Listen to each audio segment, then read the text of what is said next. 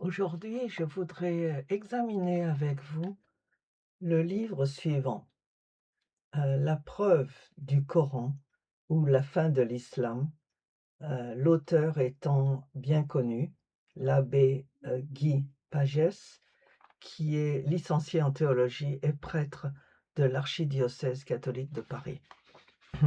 Dans la préface du livre, il dit que la vérité que le Coran cherche à dissimuler et les difficultés qui existent entre lui et les testaments de Dieu, la Bible, sont le chantier que l'auteur ici cherche à déblayer à partir de la signification que le Coran donne à son origine et à son but.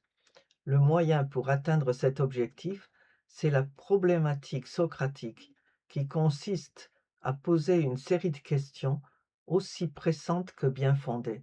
Et ça, c'est un des grands intérêts de ce livre, c'est qu'il pose des questions, de nombreuses questions qui ne sont normalement pas permises aux musulmans. Mais si vous regardez ces questions et que vous voyez la réponse qui y est donnée, vous pourrez bénéficier grandement de cet ouvrage. Dans l'un des derniers chapitres, il fait une liste des versets ou des sourates du Coran.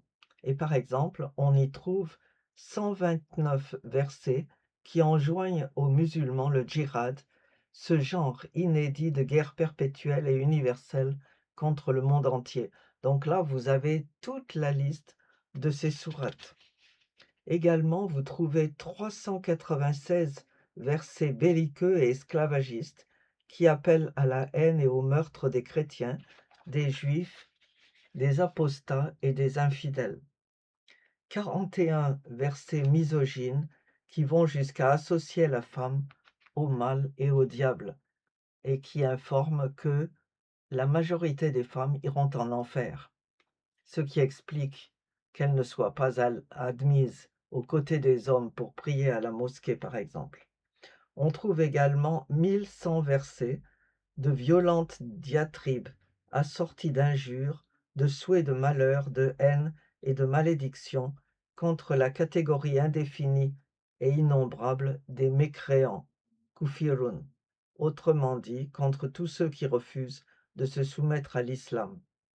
On trouve également 1500 versets listés qui visent nommément avec une singulière violence les païens et autres idolâtres, les bédouins y ayant été particulièrement malmenés et insultés, traités de sourds, d'aveugles, ignares, stupides et comparés à des bestiaux et à de méprisables singes. Au total, ce sont quelques 3150 versets, soit une moitié du Coran, qui vouent à l'exécration les non-musulmans. Tous ces versets expriment la funeste intention de les anéantir ou de les soumettre. De cette moitié du Coran où sont énoncées toutes ces choses qui sont un déni des morales aussi bien laïques que religieuses de l'Occident, on peut extraire au moins 400 versets qui, au regard du code pénal français, sont de très graves délits de provocation à crime et délits contre les personnes dont la sanction est prévue par la loi du 29 juillet 1881 sur la presse et la communication, interdisant l'impression, la diffusion et l'enseignement de tels propos.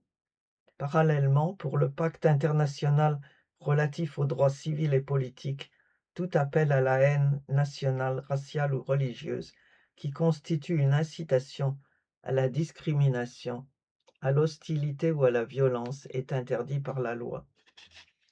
Donc voilà, ensuite vous avez un chapitre sur les versets dits tolérants du Coran et l'auteur explique que pour faire accroire à la nature miséricordieuse du Coran, sont ordinairement avancés certains de ces versets appelés tolérants. Or, tous ces versets ont été abrogés par la sourate 2, verset 106, et la sourate 16, verset 101, qui ont été abrogés par le verset du sabre, sourate 9, verset 5, et bien avant celui-ci, par la promesse de la haine éternelle des non-musulmans, faite par Abraham, modèle des musulmans, selon le Coran, en sorte que toute propagande s'appuyant sur ces prétendus versets tolérants et fallacieuse. Donc, c'est un livre qui est très, très